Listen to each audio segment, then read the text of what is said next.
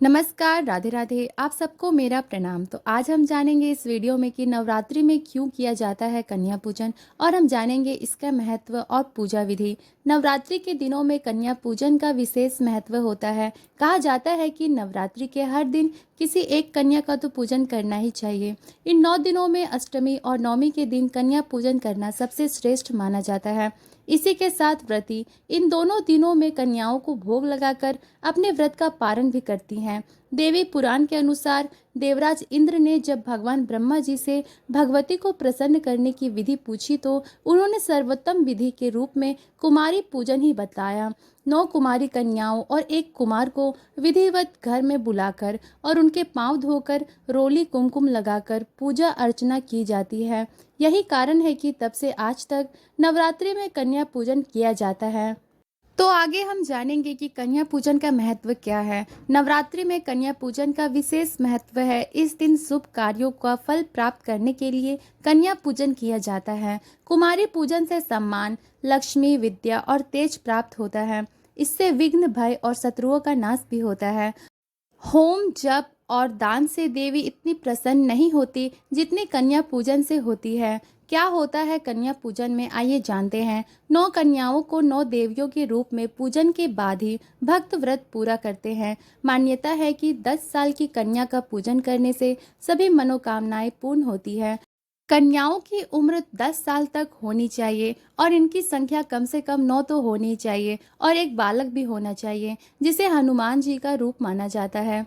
9 कन्याओं के साथ एक बालक होता है जिसे भगवान जी हनुमान और भैरव के रूप में माना जाता है। जिस प्रकार माँ की पूजा भैरव के बिना पूर्ण नहीं होती, उसी तरह कन्या पूजन के समय एक बालक को भी भोजन कराना बहुत जरूरी होता है। कन्या पूजन के एक दिन पहले सभी कन्याओं को आमंत्रित करें। सभी कन्याओं और छोटे लड़कों को चरण स्पर्श करें और उन्हें साफ सुथरी जगहों पर बिठाएं। इसके बाद उनकी कलाइयाँ पर मोली बांधें।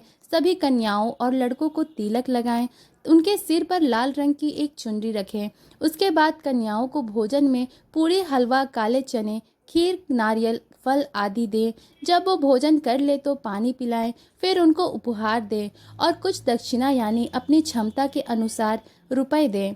उनके पैर छूकर आशीर्वाद लें। उसके बाद उनको अगले वर्ष फिर आने का निमंत्रण देकर विदा करें।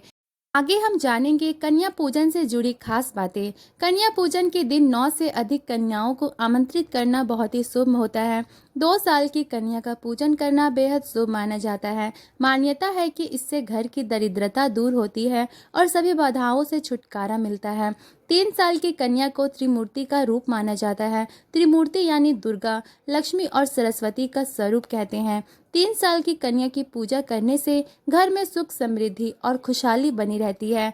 4 वर्ष की कन्या को कल्याणी माना जाता है। धार्मिक मान्यता के अनुसार घर में सुख शांति के लिए 4 साल की कन्या का पूजन करना बेहद शुभ होता है। 5 साल की कन्या को रोहिणी कहा जाता है। इनकी पूजा करने से सभी रोग दोषों से छुटकारा मिलता है और 6 साल की कन्या को कालिका का रूप माना जाता है। मान्यता है कि इनकी पूजन करने से सभी कार्यों में सफलता मिलती है। 7 साल की कन्या को चंडिका कहा जाता है। मान्यता है कि चंडिका का पूजन करने से घर में धन दौलत की कमी कभी नहीं होती। 8 साल की कन्या को सांभवी कहा जाता है। कहा जाता है कि 8 साल की कन्या का पूजन करने से सभी कार्यों में सफलता मिलती है और 9 साल की कन्या को माँ दुर्गा का रूप माना जाता है। मान्यता है कि 9 साल की कन्या का पूजन से शत्रुओं पर विजय मिलती है। आखिरी है, 10 वर्ष की कन्या को सुभद्रा कहा जाता है। तो दोस्तों, आज की वीडियो यहीं समाप्त होती है। अगर आपके मन में कोई प्रश्न हो इस वीडियो को लेकर तो नीचे दिए गए कमेंट बॉक्स में आप बता सकते हैं। ऐसी और भी वीडियो देखने के लिए सब्सक्राइब करें और बेल आइकन दबाना ना भूलें। तब तक के लिए अच्छे रहे, स्वस्थ रहें। धन्यवाद।